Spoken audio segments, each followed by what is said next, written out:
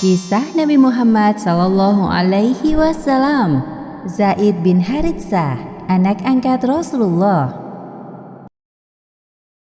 Zaid bin Haritsah adalah sahabat yang selalu membersamai Nabi Muhammad sejak beliau belum menerima wahyu. Zaid adalah sahabat dari kalangan budak yang kemudian diangkat menjadi putra Rasulullah. Ia juga termasuk dalam golongan as-sabiqunal awwalun, yaitu golongan orang yang pertama-tama masuk Islam. Sebelum Islam datang di Jazirah Arab, praktek perbudakan merupakan hal yang umum terjadi. Tuntutan ekonomi yang menyebabkan hal tersebut dianggap manusiawi. Tidak sedikit ditemukan para majikan yang memperlakukan budaknya dengan semena-mena. Hakim bin Hizam adalah keponakan dari Khadijah. Ia baru pulang dari pasar Ukas dan membeli beberapa budak laki-laki. Salah satu dari mereka akan ia berikan kepada Khadijah.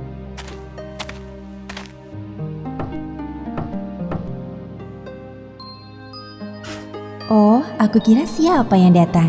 Ternyata engkau, wahai Hakim. Masuklah. Iya, Bibi Khadijah. Ini aku Hakim. Khadijah melihat para budak laki-laki yang dibawa oleh Hakim. Mereka ini siapa, wahai Hakim? Jadi, aku baru pulang dari pasar Ukas dan membeli budak-budak ini. Lalu, aku teringat pada Bibi dan berniat memberikan salah satu dari mereka kepada engkau. Wah, engkau perhatian sekali pada bibimu. Baiklah kalau begitu, sebentar ya, aku pilih dulu. Khadijah mengamati satu persatu wajah budak laki-laki yang dibawa oleh Hakim. Seketika itu juga, pandangannya tertarik pada Zaid bin Haritsah. Wahai Hakim, aku mengambilnya. Aku melihat tanda-tanda kecerdasan dan sikap baik di wajahnya. Semoga sesuai yang engkau harapkan, wahai Bibi. Baiklah, sekarang aku pamit untuk pulang. Terima kasih banyak, wahai Hakim. Salamku untuk kedua orang tuamu ya. Semoga mereka selalu diliputi kesehatan dan kebahagiaan. Nanti akan aku sampaikan salam Bibi kepada mereka. Sepeninggal Hakim, Khadijah mulai menginterogasi terkait latar belakang Zaid. Wahai anak muda, siapa namamu? Namaku Zaid bin Haritsah. Anda dapat memanggilku Zaid. Ceritakan tentangmu. Aku ingin tahu lebih banyak tentangmu. Terbukalah padaku, nak. Sebelum Zaid memulai ceritanya, tampak kedua matanya berkaca-kaca. Sebelum usiaku 8 tahun, ibuku mengajak aku berkunjung ke kampung Bani Mu'in. Di tengah perjalanan, kami dihadang oleh kawanan perampok gurun. Kemudian, aku terpisah dengan ibuku dan dijadikan budak. Hidupku berpindah-pindah dari satu majikan ke majikan lain, sampai akhirnya aku dijual di pasar Ukas. Lalu Paman Hakim membeliku seharga 400 dirham. Begitulah cerita singkatnya, wahai Sayyidah. Sedih hatiku mendengarnya, nak. Engkau sungguh anak muda yang kuat dan hebat, wahai Zaid. Sekarang, engkau adalah bagian dari keluarga kami. Lakukan pekerjaan yang menurutmu mudah dikerjakan. Terima kasih banyak, wahai Sayyidah. Zaid datang sebelum Khadijah menikah dengan Muhammad. Beberapa tahun kemudian setelah Khadijah menikah dengan Muhammad, Khadijah memberikan Zaid kepada suaminya sebagai hadiah. Tentu saja Muhammad sangat senang menerimanya. Zaid telah beliau anggap seperti putranya sendiri. Meskipun senang tinggal bersama dengan keluarga Muhammad, terkadang Zaid merindukan kedua orang tuanya. Tak jarang ia memikirkan mereka. Bagaimana ya kabar ayah dan ibuku? Apa yang mereka lakukan sekarang? Apakah mereka juga sedang merindukanku? Tahun demi tahun berlalu, orang tua Zaid belum dapat merelakan putranya hilang begitu saja. Anakku Zaid, di mana engkau sekarang, nak? Ibu tak henti berdoa untuk keselamatanmu. Sekarang sudah saatnya Zaid menggantikan posisi kepala suku kita. Andai saja dia ada di sini, pastilah anakku yang menjadi kandidat utama menggantikan posisiku. Ayah Zaid adalah kepala suku Bani Kolob Al-Qodho'ah. Beliau gemar melantunkan syair-syair yang mengungkapkan kerinduannya pada Zaid. Aku menangis karena Zaid, dan aku tak tahu apa yang ia kerjakan. Apakah dia masih hidup hingga bisa diharap kembalinya, ataukah dia sudah meninggal dunia? Demi Allah, aku tak tahu, namun aku pasti akan mengembara.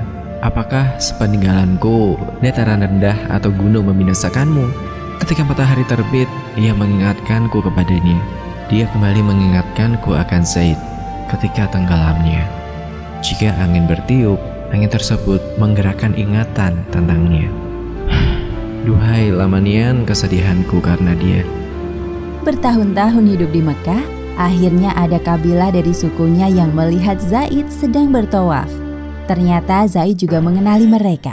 Ia pun menitipkan pesan kepada orang tuanya agar tidak mencemaskan keadaannya. Ketika musim haji usai, mereka kembali ke kampung halamannya masing-masing. Laki-laki yang bertemu dengan Zaid di Mekah datang menemui Haritsah dan mengabarkan apa yang telah terjadi. Wahai Haritsah, engkau pasti tidak percaya dengan apa yang telah aku lihat. Hah? Katakan, apa yang kau lihat?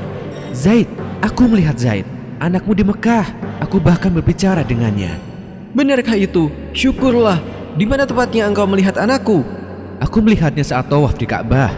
Ia berjalan bersama seseorang yang bergelar Al-Amin. Selama ini, Zaid tinggal di rumah mereka setelah dibeli oleh seseorang. Siapa orang yang engkau maksud Al-Amin itu? Namanya Muhammad bin Abdullah, suami dari pengusaha wanita kaya bernama Khadijah. Mereka sangat terkenal di Mekah. Engkau dapat dengan mudah menemukan rumahnya. Sudah dulu ya, aku ada urusan. Baiklah, terima kasih banyak. Segera saja Haritsah mengabarkan berita baik ini kepada istrinya. Wahai istriku, aku mendengar kabar bahwa seseorang telah melihat Zaid di Mekah. Benarkah itu wahai suamiku? Ya, bahkan aku dengar ia tinggal bersama orang yang bergelar Al-Amin. Besok aku akan berangkat untuk menjemput anak kita. Iya, besok pagi-pagi engkau harus berangkat. Aku sangat merindukan putraku Zaid.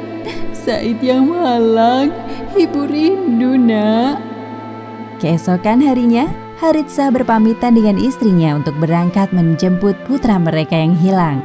Ia berangkat bersama dengan saudaranya dari Bani Khalaf. Sepanjang perjalanan, Haritsah selalu mengucap syukur atas kembalinya Zaid. Setibanya di Mekah, ia langsung bertanya kepada salah satu penduduk di mana letak rumah Muhammad bin Abdullah. Aku melihatnya di masjid. Jika engkau ada keperluan dengannya, temuilah di sana.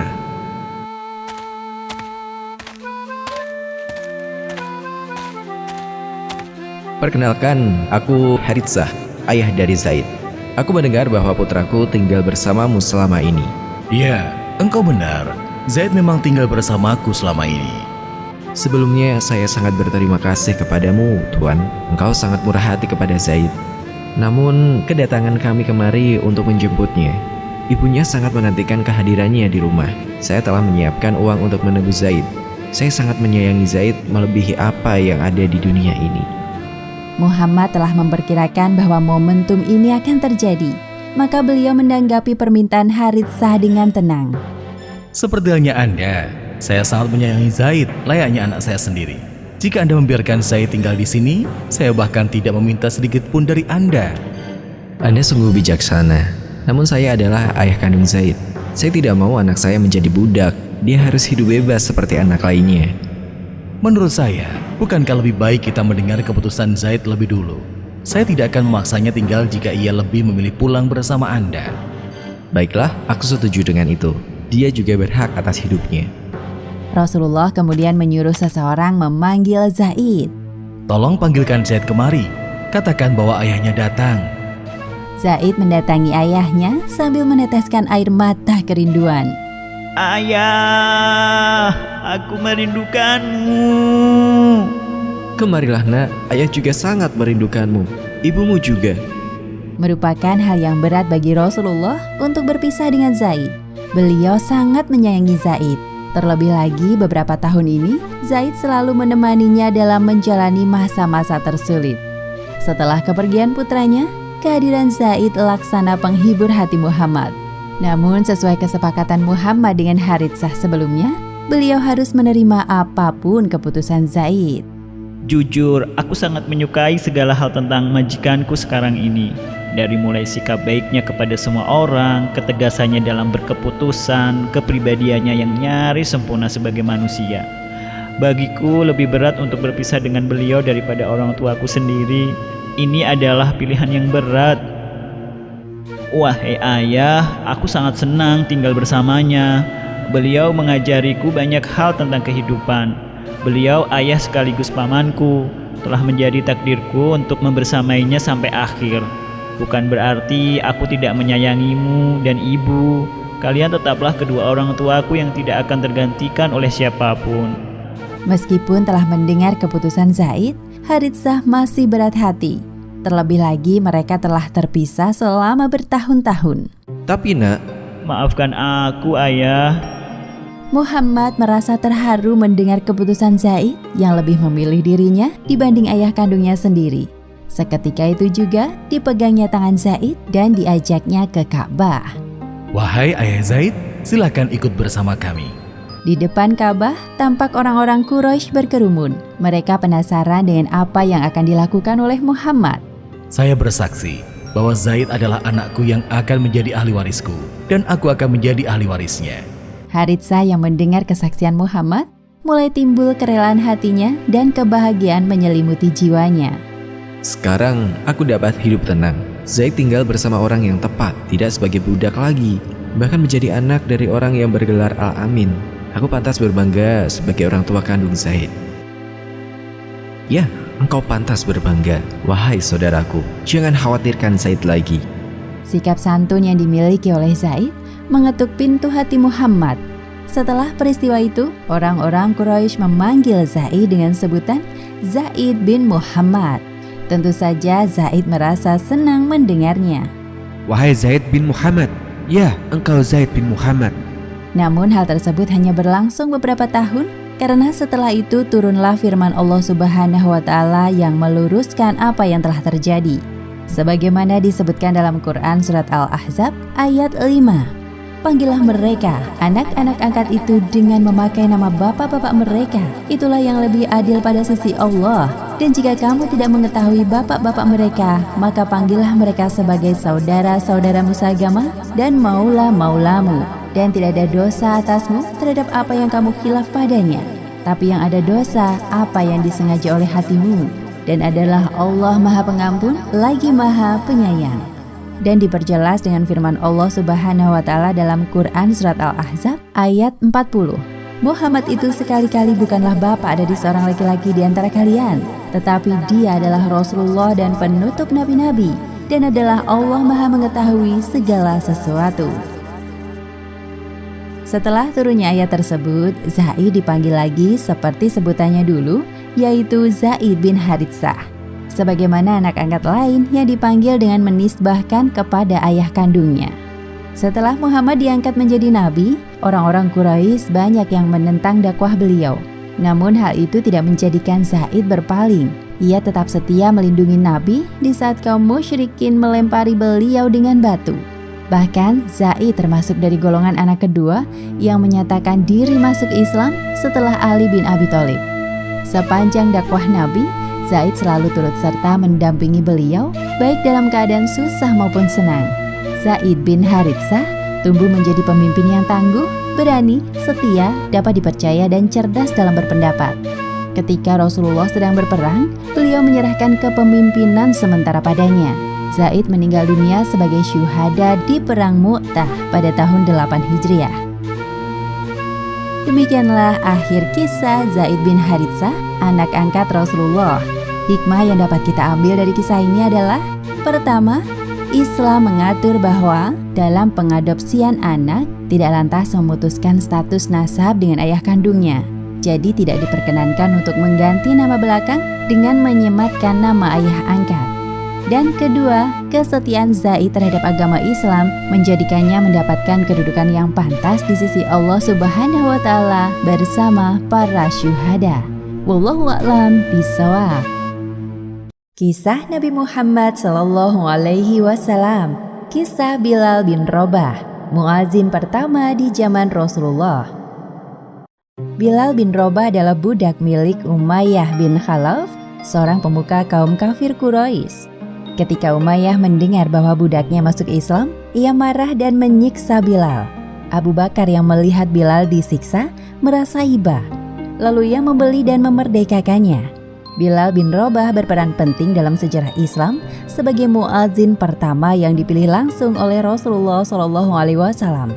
Namanya Bilal bin Rabah. Ia lahir dari rahim seorang ibu bernama Hammamah 43 tahun sebelum Hijriah di daerah As-Sarah. Sedangkan ayahnya bernama Rabah. Hammamah adalah budak wanita berkulit hitam. Maka kerap kali Bilal dijuluki Ibnu Sauda, yang artinya putra wanita hitam. Bilal tumbuh besar di kota Ummul Qura, sebuah daerah di Mekah sebagai budak keluarga Abu Dar, mengikuti ibunya. Namun ketika majikannya meninggal, mereka mewariskan Bilal kepada Umayyah bin Khalaf dari Bani Jum'ah. Majikan baru Bilal ini merupakan salah satu pemuka kaum kafir Quraisy. Suatu kali secara tidak sengaja, Bilal mendengar percakapan Umayyah dengan para tamunya tentang Nabi Muhammad SAW. Mereka sedang merencanakan sesuatu untuknya. Katakan saja bahwa Muhammad itu gila. Tapi Muhammad tidak menangis terseduh-seduh atau berbisik-bisik layaknya orang gila. Dia normal seperti manusia biasa. Semua orang juga tahu itu. Kalau begitu, katakan bahwa Muhammad itu tukang sihir atau dukun. Lebih terdengar masuk akal. Tapi dia tidak mengucapkan mantra-mantra atau mengeluarkan tali layaknya tukang sihir yang pernah kita temui. Mereka terus berpikir dan berpikir tentang julukan apa yang layak disematkan pada Rasulullah. Namun kemudian mereka menyerah. Apa boleh buat? Kita terpaksa menuduhnya begini-begitu agar orang-orang tidak mengikuti ajarannya dan tetap berpegang teguh pada ajaran nenek moyang kita. Aku yakin orang-orang lemah dan miskin itu mempercayai ucapan kita. Sulit sekali mencari kelemahan Muhammad. Dia terlalu sempurna sebagai seorang manusia. Semestinya Nabi terakhir tidak lahir dari kabilah Bani Hashim, tapi dari kabilah kita. Takdir memang tidak adil. Bilal penasaran dengan sosok yang sedang mereka bicarakan. Ia pun mencari tahu lebih banyak tentang Nabi Muhammad SAW dan ajaran yang dibawa beliau. Ternyata ada beberapa orang yang dikenalnya telah masuk Islam. Pada suatu malam, Bilal melihat cahaya keimanan dari hati kecilnya. Mengapa hatiku lebih condong kepada Islam walaupun aku belum mengenal ajaran baru itu? Apakah ini sebuah petunjuk dari Allah kepadaku? Lebih baik besok kutemui Rasulullah di rumahnya. Seperti yang direncanakan, keesokan harinya Bilal menemui Rasulullah dan menyatakan keislamannya. Selamat datang kepada cahaya Islam dan iman. Wahai saudaraku Bilal, silakan engkau ikuti perkataanku setelah ini. Asyhadu an la ilaha illallah wa asyhadu anna Muhammadar Rasulullah. Aku bersaksi tidak ada sesembahan yang berhak disembah kecuali Allah, dan aku bersaksi bahwa Nabi Muhammad adalah utusan Allah. Berita tentang keislaman Bilal tersebar sampai ke telinga Umayyah. Ia tak menyangka bahwa budaknya itu akan mengkhianati dirinya seperti ini. Apa? Berani-beraninya dia. Aku mendengar berita ini dari budakku kemarin. Budakmu itu sungguh tak tahu malu. Lihat saja, akan aku beri pelajaran nanti. Umayyah tidak main-main dengan perkataannya. Benar saja, ia menyiksa Bilal sejak hari itu. Aku masih menikmati penderitaannya. Itulah akibat dari orang yang melanggar perintahku. Sebelum habis kesabaranku, katakan sekali saja hal baik tentang Tuhan berhala. Tidak, aku tidak mau mengatakannya. Baiklah kalau engkau menolak. Tuanku akan menyiksamu lebih kejam dari ini. Sore harinya, Bilal diseret ke Romdo, sebuah tempat yang permukaan tanahnya rata dan berpasir panas.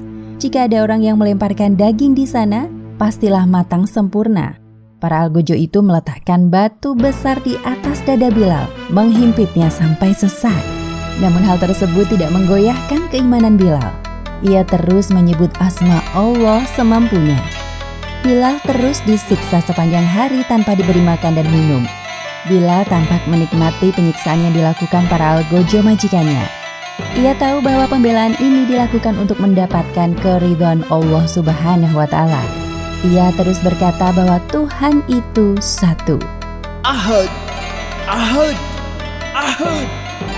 Saat malam tiba, para algojo merasa kasihan dan lelah menghadapi Bilal yang keras kepala. Sedangkan Umayyah memperhatikan mereka dari kejauhan. Besok katakan yang baik-baik tentang Tuhan berhala.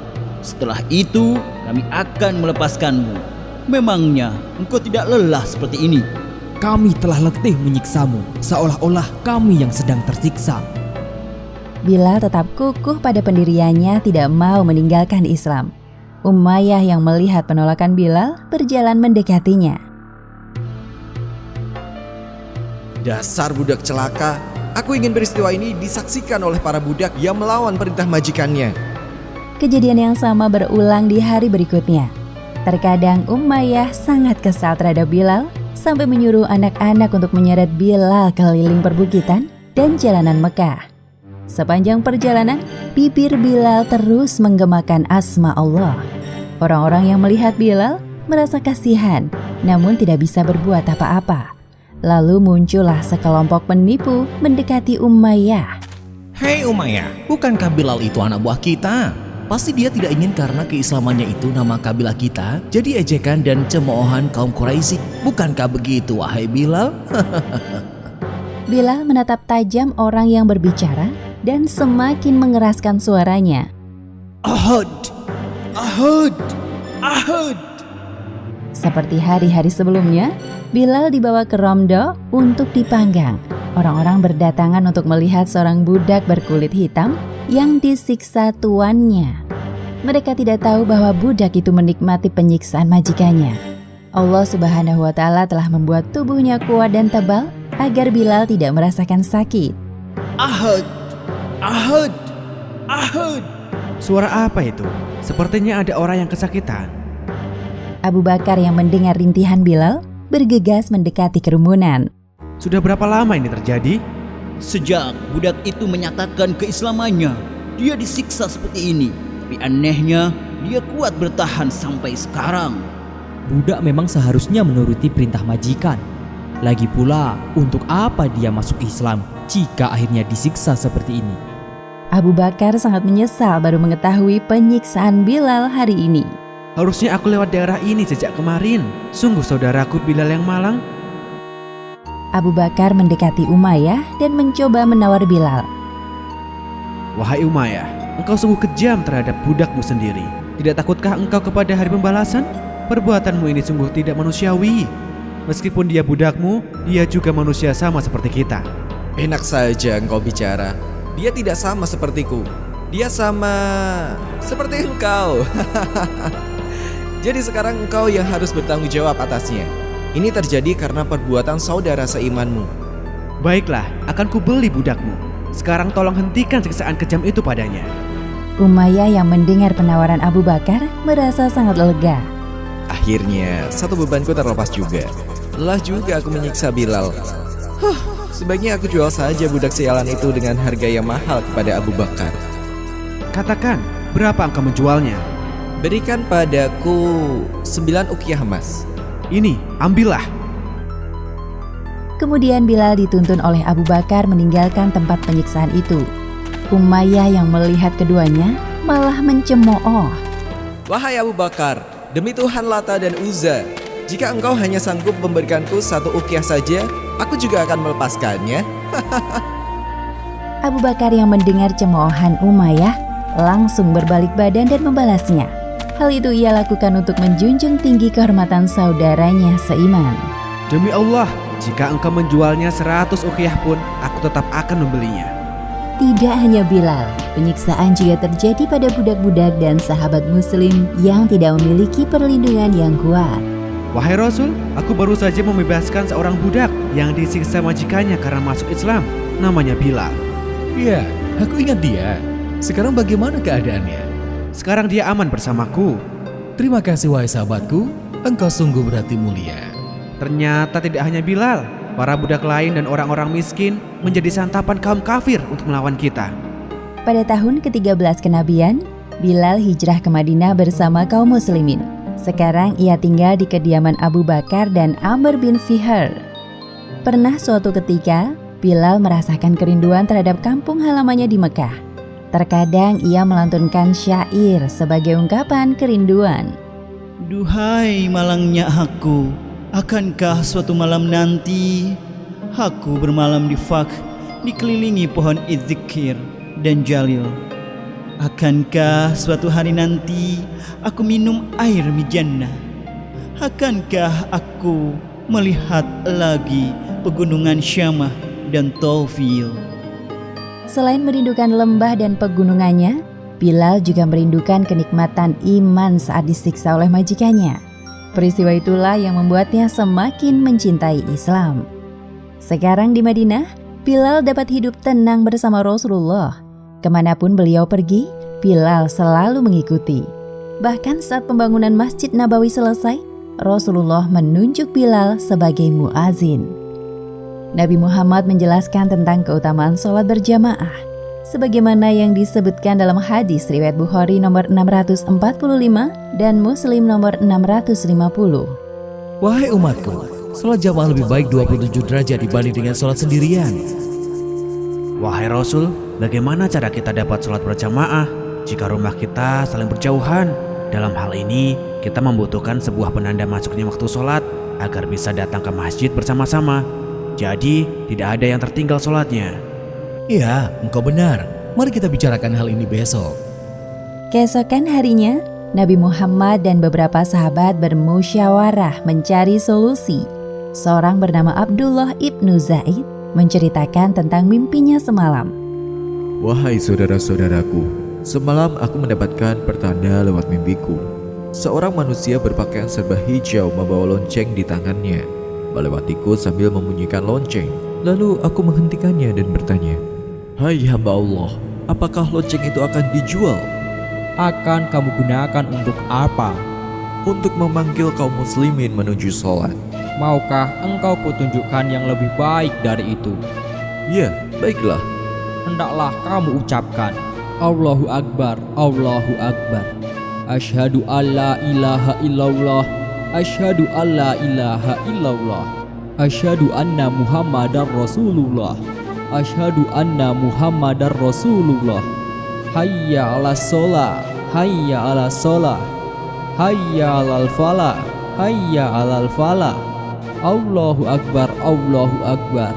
La ilaha illallah. Wahai Abdullah ibnu Zaid, mimpimu adalah sebuah petunjuk bagi kita. Sekarang aku akan memilih seseorang yang tepat untuk mengumandangkan azan. Siapakah orang itu, hai Rasul?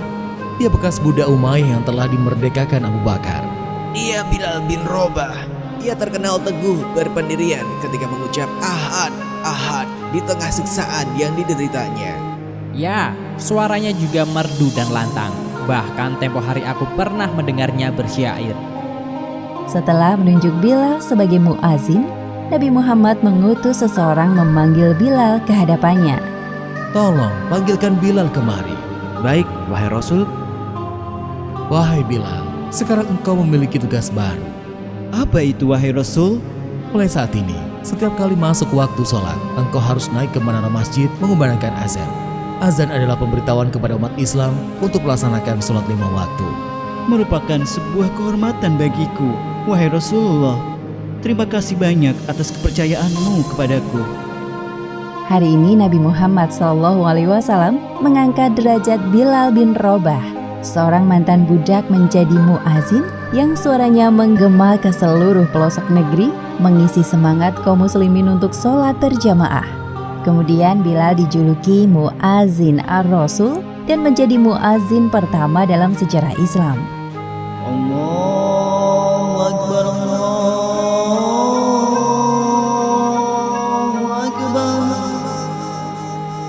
Allahu Akbar, Allahu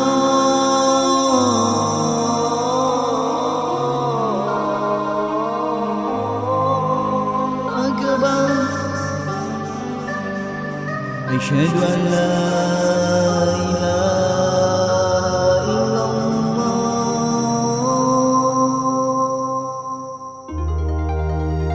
Asyhadu an la ilaha illallah.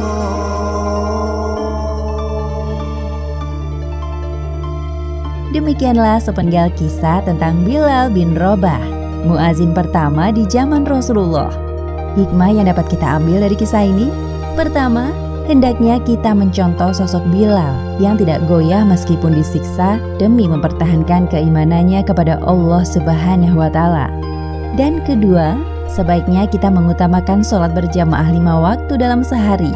Jangan sungkan untuk mengajak keluarga atau teman sholat berjamaah, karena selain amar ma'ruf, kita juga mendapat pahala yang berlimpah dari sholat berjamaah. Wallahu a'lam bishawab. Kisah Nabi Muhammad Sallallahu Alaihi Wasallam, perjuangan Sa'ad bin Abi Waqqas untuk Islam. Sa'ad bin Abi Waqqas termasuk as-sabiqunal awwalun, dari kalangan sahabat yang dijamin oleh Allah masuk surga. Namun ibunda Sa'ad menentang keras keislaman putra kesayangannya. Dalam sejarah Islam, Sa'ad bin Abi Waqqas dikenal sebagai pemanah jitu dalam berbagai peperangan yang diikutinya bersama Rasulullah. Sa'ad hidup di tengah-tengah keluarga bangsawan kaya raya dari kabilah Bani Zuhrah. Sa'ad lahir dari rahim wanita cantik dan cerdik bernama Hamnah binti Sufyan ibnu Abi Umayyah. Terlebih kepada ibunya, Sa'ad menunjukkan perhatian dan kasih sayang yang besar. Meskipun sebenarnya Sa'ad membenci kebiasaan ibunya yang menyembah berhala. Di kota Mekah, Sa'ad tumbuh menjadi pemuda yang cerdas, berprinsip kuat, serta pemberani. Perawakannya tidak terlalu tinggi, namun bertubuh tegap dengan potongan rambut yang pendek. Pada tahun pertama kenabian, Abu Bakar mengajak Sa'ad untuk menemui seseorang di perbukitan dekat Mekah. Wahai sahabatku, aku ingin mengajakmu menemui seseorang. Siapakah dia? Apakah aku mengenalnya? Ya, aku pastikan engkau sangat senang bertemu dengannya. Baiklah. Sa'ad sangat penasaran dengan orang yang akan ditemuinya bersama Abu Bakar. Ternyata orang yang mereka temui adalah Nabi Muhammad Sallallahu Alaihi Wasallam. Bernama lengkap Sa'ad bin Abi Waqqas bin Wuhaib bin Abdi Manaf. Ternyata Sa'ad masih memiliki hubungan kekerabatan dengan Rasulullah. Kakek Sa'ad bernama Wuhaib adalah paman dari ibunda Aminah. Itu berarti Sa'ad bin Abi Waqqas juga paman Rasulullah. Keduanya telah saling mengenal sejak kecil. Sudah lama kita ya tidak bertemu. Apa kabarmu wahai Muhammad? Alhamdulillah, dalam keadaan baik. Bagaimana denganmu wahai paman Sa'ad? Ya, seperti yang kau lihat sekarang. Apakah ada hal penting yang ingin engkau sampaikan kepadaku sampai kita harus bertemu di tempat sepi seperti ini? Wahai Sa'ad, sesungguhnya Muhammad telah diangkat oleh Allah Subhanahu wa Ta'ala menjadi seorang nabi dan rasul. Sa'ad tidak terlalu terkejut mendengar pernyataan Abu Bakar karena ia merasa Muhammad yang dikenalnya selama ini adalah sosok yang pantas menerima tugas mulia. Subhanallah, Maha Suci Allah. Benarkah itu wahai Muhammad? Iya, seorang malaikat utusan Allah menyampaikan kabar ini. Maukah engkau menjadi pengikutku dan masuk Islam? Aku bersedia. Tidak ada sedikit pun keraguan di hatiku menerima ajakan darimu. Abu Bakar dan Nabi Muhammad saling melempar senyum. Tak lama kemudian, Sa'ad mengikrarkan diri untuk masuk Islam.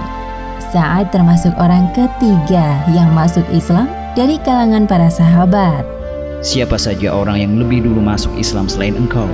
Khadijah, Ali bin Abi Thalib, dan Zaid bin Haritsah. Namun Rasulullah masih menyembunyikan tentang agama ini.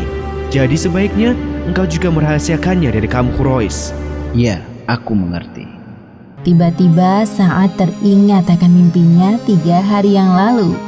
Setelah mendengar bahwa Abu Bakar, Zaid, dan Ali lebih dulu masuk Islam, Sa'ad begitu gembira. Ia merasa mimpinya semakin jelas. 3 hari sebelum pertemuan Sa'ad dengan Nabi Muhammad SAW. Sejak kapan kalian ada di sini? Belum lama. Berita tentang keislaman Sa'ad akhirnya terdengar sampai ke telinga ibundanya. Tentu saja beliau tidak menyetujui keputusan Sa'ad. Wahai anakku, apakah benar yang dikatakan orang dari kabilah kita bahwa engkau mengikuti ajaran Muhammad? Wahai ibu, kabar itu memang benar. Aku berharap ibu dapat menerima keputusanku. Hamnah geram mendengar pengakuan Sa'ad.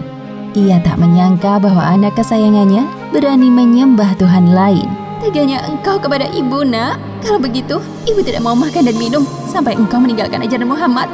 Silahkan melihat ibumu ini kelaparan sepanjang hidupnya. Tolong, jangan lakukan itu wahai ibu. Demi Allah, sungguh aku sangat menyayangimu melebihi apapun di dunia. Tidak, anakku telah berubah sejak dia bergaul dengan Muhammad. Ternyata Hamnah tidak main-main dengan ucapannya. Demi keyakinan yang dianutnya, Hamnah rela melakukan apapun. Ibu akan melakukan segala cara untuk membuatmu kembali kepada ajaran nenek moyang kita, nak. 1 hari berlalu, Hamnah tidak menyentuh makanan dan minuman yang telah disajikan. Tubuhnya tampak lemas dan wajahnya pucat. Saat yang melihat kondisi ibunya, merasa sedikit bersalah. Wahai ibuku, aku sangat mencintaimu. Tapi kecintaanku kepada Allah dan Rasul-Nya di atas semua itu. Demi Allah, jika ibu tetap menyuruhku untuk keluar dari Islam dengan cara apapun, aku tetap tidak akan meninggalkannya. Teganya kau berkata seperti itu kepada ibumu, nak. Kemana saat anakku yang selalu patuh terhadap perintah ibunya? 2-3 hari berlalu, Hamnah tetap mogok makan dan minum. Wajahnya tampak letih dan langkahnya payah. Sementara itu, Sa'ad terus berpikir bagaimana caranya agar ibunya menyerah. Wahai ibu, tahukah engkau, demi Allah, seandainya engkau memiliki 70 nyawa, kemudian keluar satu demi satu, aku tetap tidak akan meninggalkan agamaku karena sesuatu. Terserah ibu mau makan atau tidak. Hamnah yang mendengar ucapan ketus dari anak kesayangannya merasa ketakutan. Baru pertama kali saat bertingkah seperti ini.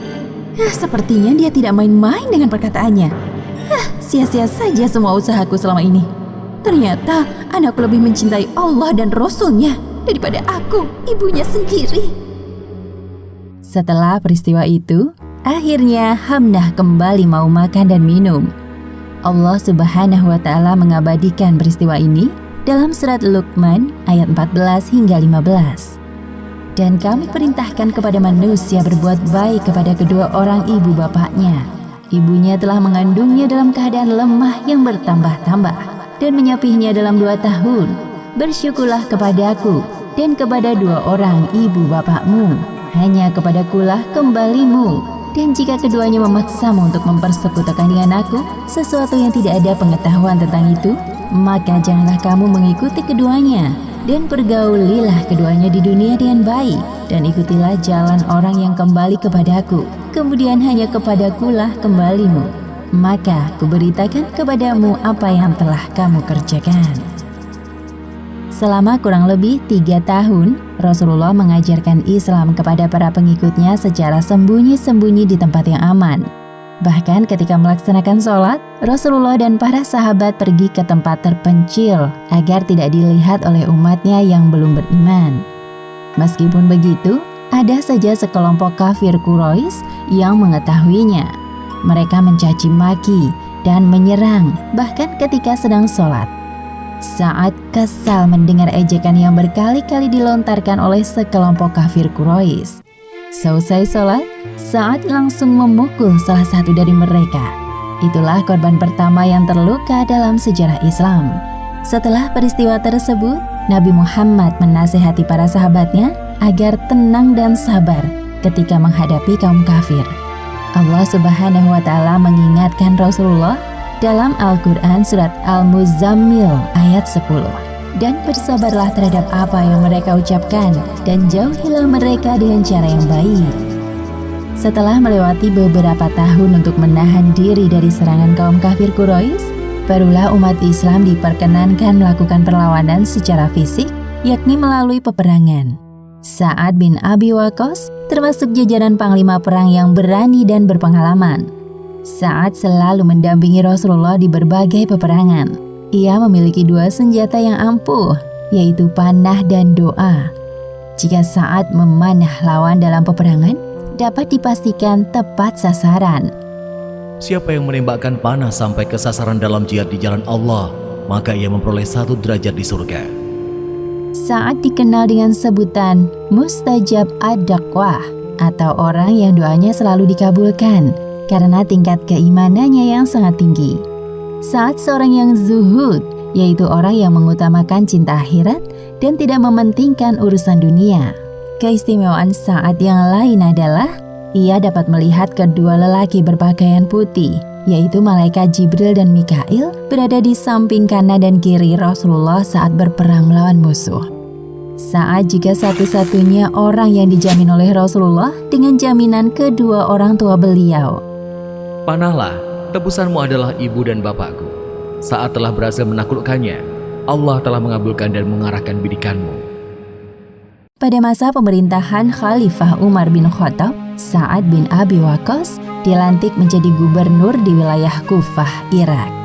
Sa'ad membangun masyarakat Kufah dan menerapkan hukum Islam di daerah tersebut. Sa'ad juga memimpin pasukan Islam untuk menghancurkan pasukan Sasaniyah dalam perang Qadisiyah. Di akhir masa jabatan, Sa'ad tetap bersemangat dalam berperang walaupun kondisinya sedang sakit. Allahu Akbar!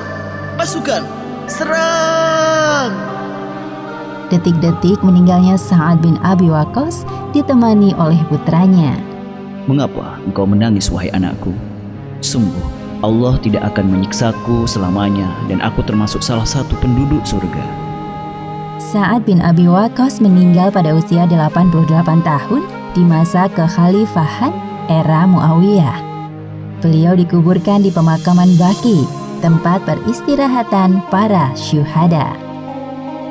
Demikianlah akhir kisah perjuangan Sa'ad bin Abi Waqqas untuk Islam. Hikmah yang dapat kita ambil dari kisah ini diantaranya, pertama, jangan pernah menukar keimanan kita dengan apapun di dunia, sekalipun hal tersebut permintaan dari kedua orang tua. Dan kedua, jika kita menginginkan sesuatu, maka berdoalah kepada Allah. Sesungguhnya Allah Subhanahu wa Ta'ala akan mengabulkan, dengan catatan kita telah memenuhi segala perintah dan menjauhi larangannya. Wallahu a'lam bishawab.